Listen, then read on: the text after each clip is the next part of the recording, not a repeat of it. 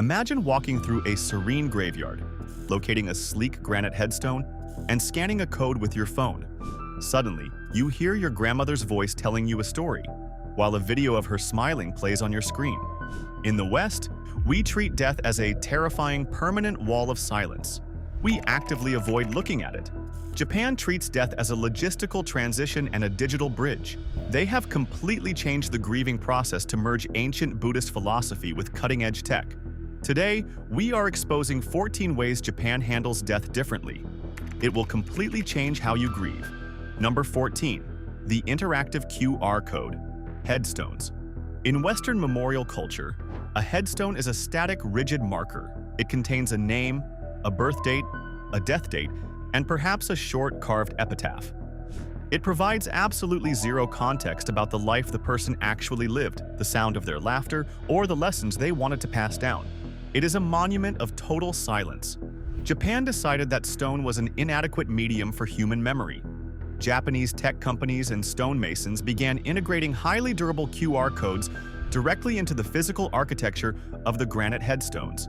When a grieving family member or a curious descendant visits the grave, they simply open the camera on their smartphone and scan the code. This action instantly bridges the physical graveyard with a secure digital server. The screen populates with a rich, interactive memorial interface. The family can view high-definition photo galleries of the deceased person's life. They can watch video messages recorded specifically for future generations. They can read digitized letters, recipes, and personal stories. Most profoundly, it allows the living to hear the voice of the dead. Standing at a quiet grave and hearing your departed parents offer words of comfort entirely changes the psychological landscape of mourning. It shifts the experience from an act of painful separation into a continuing, interactive relationship. The cemetery is no longer a storage ground for remains. It becomes an active, multimedia library of human ancestry.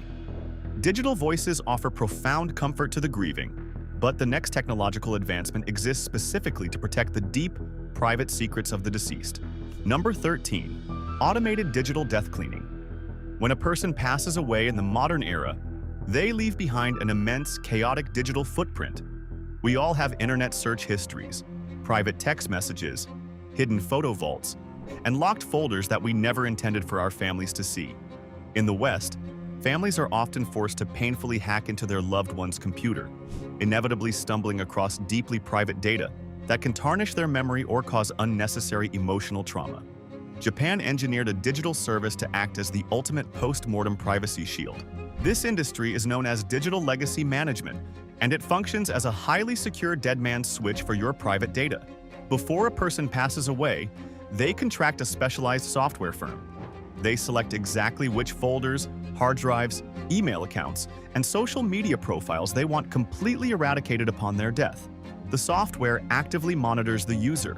If the client does not log in or respond to an automated ping for a predetermined amount of time, or if the firm is officially notified of the passing, the software executes a terminal protocol. It completely and irreversibly wipes the selected data from existence. It deletes the private folders, scrubs the search history, and permanently locks down the hardware. Simultaneously, it unlocks a separate, curated vault of positive data, sending the family access to the banking passwords, the digital will, and the official memorial photos. It is a service built on absolute dignity. It ensures that your family only inherits the logistics they need to survive and the memories you want them to cherish, while your deepest private life is quietly buried with you. Erasing data protects your digital pride, but how your family physically visits your actual remains in a crowded city relies on heavy robotic automation. Number 12. High-tech automated columbaria. Tokyo is one of the most densely populated urban centers on the planet. Real estate is so astronomically expensive that purchasing a traditional plot of land for a family grave is financially impossible for the vast majority of citizens. Because almost everyone in Japan is cremated, the ashes need a place to rest, but the cities have simply run out of horizontal space. To solve the crisis of urban real estate, Japanese architects turned grave sites into vertical, automated high-rises. They built multi-story, high-tech columbaria that look like modern luxury office buildings from the outside, but operate like robotic warehouses on the inside. They do not walk through a sprawling, muddy field searching for a stone. They enter a pristine, climate-controlled lobby and tap an electronic identification card on a digital scanner. This tap triggers a massive, invisible robotic arm deep within the core of the building. The robotic arm navigates thousands of stored urns, locates the specific family vault, and retrieves it. The machine transports the urn through a network of internal conveyor belts and delivers it silently into a private, elegantly decorated viewing booth. The booth features a digital screen that displays a portrait of the deceased while the family lights incense and prays in total privacy. When the visit is over, another tap of the card sends the urn back into the dark, secure vault. Some facilities use walls of thousands of glowing crystal Buddha statues that specifically change color to indicate exactly where your family member is resting. It is a stunning fusion of ancient respect and futuristic logistics, allowing thousands of people to rest peacefully in the physical footprint of a single convenience store. Storing ashes in a robotic vault maximizes urban efficiency, but a growing number of Japanese citizens are choosing to abandon physical vaults entirely. Number 11. The rise of Jumakusu, tree burials. Maintaining a traditional family grave in Japan is expensive, and it comes with a heavy cultural obligation. The eldest son is historically expected to clean the stone, pay the temple fees, and tend to the spirits. However, Japan is facing a massive demographic crisis. The birth rate is plummeting, and many elderly people have no children to inherit the responsibility of maintaining their grave. They deeply fear becoming a burden on strangers or leaving behind a neglected tombstone. This fear birthed the concept of Jumakusu, which translates directly to tree burials. It completely removes the burden of stone and maintenance. Instead of placing the cremated ashes into a heavy granite tomb, the ashes are placed into a fully biodegradable urn. The family purchases a small plot of land in a designated protected memorial forest or a specially cultivated temple garden. The urn is buried directly into the soil, and a sapling tree, a flowering shrub, or a cherry blossom tree is planted directly above it. There is no heavy stone monument. There is no requirement for descendants to wash the grave or pay perpetual maintenance fees. Over the years, the biodegradable urn dissolves, and the ashes biologically feed the root system of the growing tree. It completely changes the emotional atmosphere of visiting the dead. Instead of standing in a gray, sterile cemetery staring at a cold rock, families walk through a vibrant, living forest. They watch the tree grow stronger every single year, physically representing the ongoing life cycle of their loved one. It provides profound psychological peace to the elderly, knowing they will simply return to the earth and become part of a quiet, living landscape rather than an abandoned monument. Returning to the soil is a beautiful ecological cycle, but the next method of disposing of remains sends them directly into the absolute void. Number 10. Stratospheric balloon burials. While some people wish to become a tree, others want to leave the earth entirely. In Western culture, scattering ashes is generally limited to tossing them off a boat into the ocean or throwing them from a mountaintop. Japanese engineering firms looked at the sky and developed a service that sends human remains directly into the stratosphere. This is known as a space burial or a balloon burial. The logistics are incredibly precise and deeply poetic. The cremation ashes are ground into a fine, microscopic powder. They are then placed inside a massive, highly durable meteorological balloon. The balloon is filled with helium and launched from a designated field while the family watches. The balloon ascends rapidly, traveling high above the commercial flight paths, past the clouds, and directly into the freezing thin atmosphere of the stratosphere, roughly 20 miles above the surface of the Earth. As the balloon reaches the edge of space, the atmospheric pressure outside the balloon drops drastically, causing the helium inside to expand violently. The balloon intentionally ruptures. The ashes are scattered directly into the high-altitude jet streams. They do not fall straight down. They are caught in the stratospheric winds, traveling the entire circumference of the globe, essentially spreading across the entire planet before microscopic particles eventually drift down in the rain. The firm provides the family with the exact GPS tracking data and high-altitude camera footage of the balloon bursting against the black backdrop of space. For the grieving family, it provides a massive psychological reframing. Their loved one is not trapped in a dark box underground. They are literally drifting through the stars, enveloping the entire world. If this exploration of alternative infrastructure is changing your perspective on human rituals, take a moment to subscribe and like this video. We decode the hidden systems of the world so you can understand exactly what is possible. Join our community and let us explore the next profound concept. Space burials look toward the distant stars, but managing the immediate logistics of an unexpected death relies on extreme accessibility. Number 9. Drive-through. Funeral services. Attending a funeral in a traditional setting requires immense physical effort.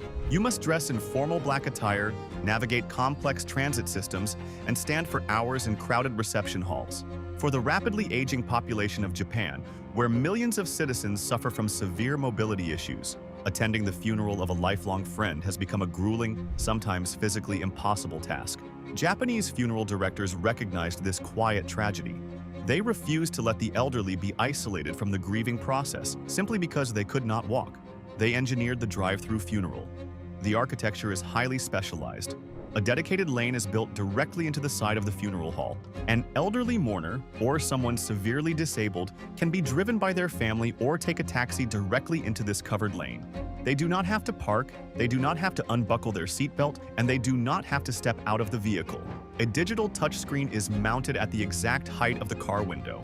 The mourner rolls down their window, uses the screen to electronically sign the guest book, and places their traditional condolence money into a mechanized reception slot. The system is equipped with an automated incense dispenser. The mourner presses a button, and the machine offers incense to the altar on their behalf. A large glass window allows them to see the casket and the altar perfectly from the back seat of the car. The family inside the hall is instantly notified via a digital tablet that their friend has arrived outside to pay their respects. It sounds entirely bizarre and highly impersonal to Western ears, but it is actually an act of profound compassion. It allows a 90-year-old widow with a walker to safely and comfortably say a final goodbye to her friend without risking her own physical health. Driving through a funeral is a masterpiece of efficiency, but where the body actually waits before the funeral requires a massive real estate solution. Number 8. The specialized corpse hotels. When a person passes away in the West, the body is immediately whisked away to a massive industrial hospital morgue or the cold basement of a funeral home until the ceremony. In Japan, death is heavily bottlenecked. The mortality rate is soaring due to the aging population, and the urban crematoriums are running at maximum capacity. It is incredibly common for families in Tokyo to wait an entire week before a crematorium slot becomes available. Because modern Japanese apartments are incredibly small, keeping a deceased family member in the living room for 7 days is simply impossible. To solve this macabre logistical nightmare, investors built Itai Hoteru, which translates directly to corpse hotels. From the outside, these buildings look like ordinary budget business hotels. They are located on quiet residential streets and feature simple, unassuming architecture. However, they are engineered specifically for the dead and the grieving. The rooms are kept highly refrigerated. The deceased is placed on a pristine, comfortable bed rather than a sterile steel slab. Families pay a daily rate, exactly like booking a hotel room. They are given an electronic key card, allowing them 24-hour access to the room. This creates a deeply intimate, private space for grief. Instead of visiting a cold, terrifying morgue during strict business hours, a grieving widow can visit her husband at 2 in the morning. She can sit by the bed, hold his hand, bring him his favorite snacks, and talk to him in complete privacy while they wait for the crematorium. It removes the terrifying clinical industrialization of death and replaces it with a calm, domestic holding space. Hotel waiting rooms provide logistical relief, but the actual physical preparation of the body is treated as a deeply intimate, cinematic ritual. The encoffinment ritual of Noken. In Western funeral practices, the preparation of the body is a hidden, highly secretive industrial process. The body disappears behind closed doors, where morticians drain the blood, pump the veins with harsh chemical embalming fluids, and apply heavy theatrical makeup. The family is entirely excluded from this brutal process, only seeing the final, static result in an open casket. Japan views the exclusion of the family as deeply unnatural. They practice a profound, gentle ritual known as nokan, or encoffinment, which is famously depicted in the Academy Award-winning film Departures. The preparation of the body does not happen in a hidden basement. It happens in the presence of the entire family. A highly trained professional, known as a nokanshi, arrives and treats the deceased with absolute, unyielding reverence. Every single movement they make is carefully choreographed, ensuring that the skin of the deceased is never inappropriately exposed. With the family sitting in a circle watching, the nokanshi gently washes the body using a sponge and warm water. a process meant to cleanse the spirit of worldly suffering. They dress the deceased in a beautiful traditional white kimono. They meticulously apply light, natural makeup to restore the color to their cheeks, and they carefully style their hair. The family is not just a passive audience. They are invited to participate. They help wipe the face, adjust the clothing, and place personal, meaningful items into the casket. By moving the preparation out of the shadows and turning it into a shared, beautiful ceremony, the family is forced to gently confront the reality of the death. It transforms the terrifying corpse back into the loved one they recognize, providing immense psychological closure. Preparing the body is gentle and elegant, but the final physical interaction with the remains requires a heavy, shared responsibility. Number 6. The Katsuage bone picking ceremony. When a body is cremated in the West, the process occurs behind a concrete wall. A machine grinds the remaining bones into a fine, uniform ash, which is then poured into an urn and handed to the family by a receptionist. The family has zero physical interaction with the actual mechanics of the transformation. In Japan, cremation is an intensely interactive, deeply emotional physical process. Because of the specific temperatures used in Japanese crematoriums, the body is not reduced to pure ash. The skeletal structure remains largely intact. When the heavy steel doors of the crematorium open, the metal tray is pulled out, revealing the glowing, calcified bones of the deceased. The family gathers entirely around the tray. This is where the ritual of katsuage begins. Using specialized, extra-long chopsticks, two family members must work together. One person picks up a piece of bone with their chopsticks, and they physically pass it through the air to the chopsticks of the next family member, who then places it carefully into the urn. In Japanese culture, passing an item from chopstick to chopstick is an absolute massive taboo in any other setting. It is strictly forbidden at the dinner table precisely because it is the motion reserved exclusively for passing human bones. The family starts at the feet and works their way up to the skull, ensuring that the deceased is placed into the urn, standing upright, ready for the afterlife. This process forces the family to physically confront the absolute finality of death. They are not handed a mysterious jar of dust. They are the ones physically picking up the heavy fragments of their mother or father and placing them to rest. It is a harsh, visceral, but profoundly connective conclusion to a life. Passing bones binds the living together, but preparing for this moment is driving a massive, booming industry for the elderly. If you are realizing how deeply culture impacts our psychological ability to process trauma, make sure you hit that subscribe button. We upload detailed breakdowns of global systems every single week. Join the channel and let us explore the next concept. Number 5. The proactive shukatsu movement. Westerners live in absolute denial of their own mortality. We actively avoid talking about our inevitable death, assuming that drafting a will is depressing or morbid. We die suddenly, leaving our grieving children with a chaotic nightmare of disorganized bank accounts, funeral decisions, and a house packed with useless hoarding. The Japanese view this lack of preparation as the ultimate form of selfishness. They possess a deep cultural aversion to a concept called meiwaku, which means causing a burden or an inconvenience to others. To prevent becoming a burden in death, a massive social movement emerged known as shukatsu, which translates to end-of-life planning. Shukatsu is not a morbid, depressing topic in Japan. It is a highly active, heavily marketed lifestyle industry. Elderly citizens happily attend massive conventions and seminars dedicated to preparing for their own exit. They do not leave the funeral decisions to their grieving children. They attend workshops where they actually climb into various wooden caskets to test the comfort. They choose the exact floral arrangements they want. They hire professional photographers to take beautiful, smiling portraits specifically to be used at their funeral altar, refusing to let their families scramble for a blurry photo later. They systematically clean out their homes, discarding decades of accumulated possessions so their children do not have to rent dumpsters. They write detailed, handwritten notes organizing their digital passwords and bank accounts. Planning for death reduces the financial burden, but handling the immense bureaucratic paperwork of a deceased loved one requires a unique civic service. Number 4. One-stop bereavement desks. When someone dies, the emotional grief is immediately followed by a brutal wave of bureaucratic logistics. In the West, a grieving widow is forced to spend weeks navigating a chaotic maze of government offices. She has to sit on hold for hours to cancel health insurance, drive to a government building to stop pension payments, and mail death certificates to utility companies. The government offers zero streamlined assistance. Japanese municipalities recognize that forcing traumatized, grieving citizens to navigate complex civic paperwork was incredibly cruel. To solve this, local city halls across the country established Kuyu concierge, or one-stop bereavement desks. This is a highly specialized, dedicated department located directly inside the municipal government building. When a family member passes away, the grieving relative books a single appointment at this desk. They sit down in a quiet, private booth with a highly trained civic bereavement officer. The relative hands over the death certificate, and the officer takes complete control of the bureaucracy.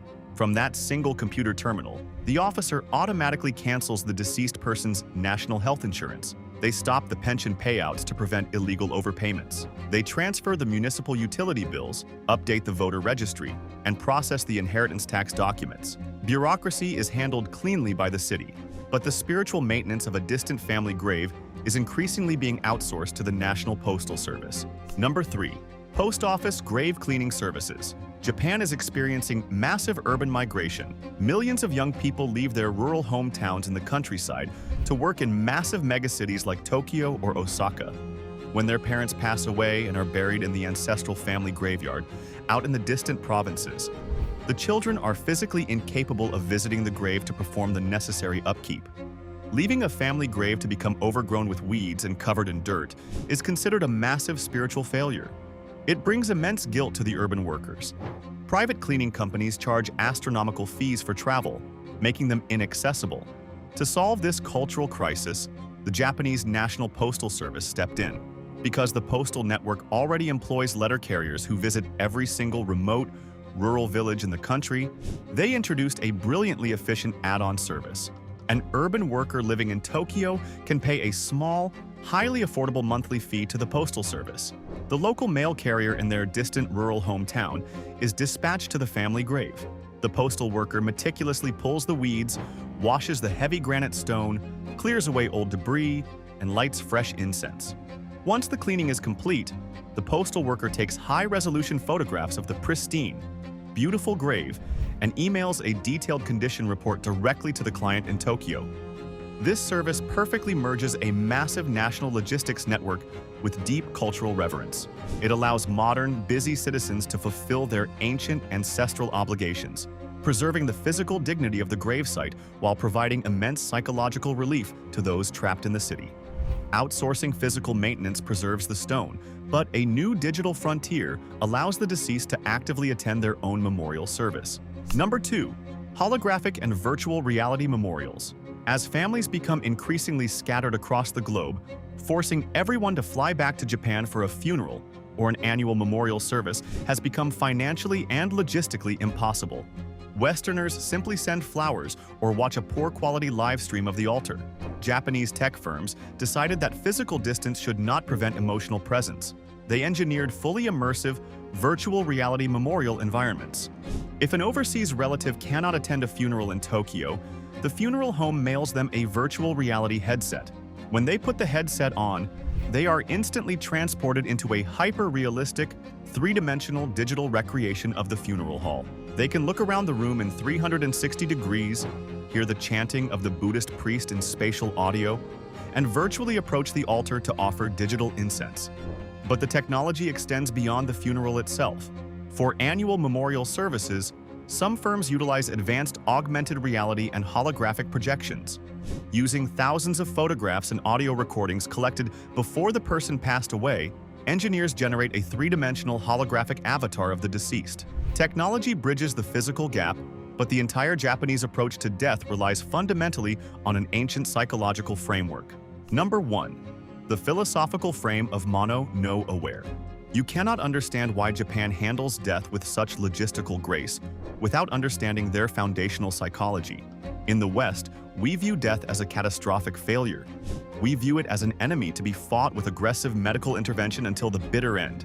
When it finally happens, we view it as a horrific tragedy. Japan views death through the quiet, deeply ingrained philosophical lens of mono no aware. This concept roughly translates to the gentle sadness of things, or a deep, empathetic awareness of transience. It is the fundamental understanding that absolutely nothing in the universe is permanent, and that the beauty of a thing is directly tied to the fact that it will eventually end. This philosophy is why the entire nation becomes obsessed with cherry blossoms for exactly 2 weeks every spring. The flowers are staggeringly beautiful precisely because they are fragile, and they fall to the ground and die almost immediately. The Japanese do not view the falling petals as a tragedy. They view it as the natural, beautiful progression of existence. They apply this exact same gentle acceptance to human life. Death is not a medical failure. It is the natural, inevitable falling of the blossom. Because they accept transience as a fundamental law of the universe, they do not waste energy fighting the concept of death. Instead, they funnel all of their societal energy into designing systems that make the transition as smooth, dignified, and painless as possible for those left behind. They build automated vaults, they design bereavement desks, and they pick the bones together because they understand that the end is guaranteed. You now understand Japanese mourning. You know why passing bones builds connection, why robots store the ashes, and how a postal worker preserves ancestral honor. If you want to continue knowing about the smartest cultural systems on the planet, hit the subscribe button and like this video. There is another breakdown popping up on your screen right now, exposing another incredible culture of the Japanese. Click it before you forget. Change your environment, protect your peace, and I will see you in the next one.